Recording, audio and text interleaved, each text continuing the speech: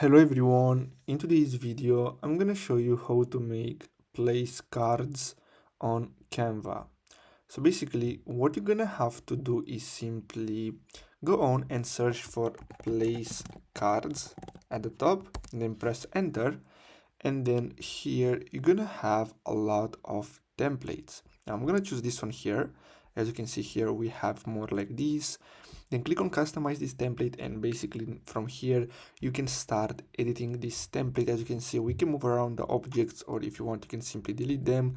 You can change the text, so let's enter here my name, and basically if you want you can upload your custom logos and images, or you can use the free images from Canva and simply add it to your project, and then simply click on share and download, and that's all you have to do.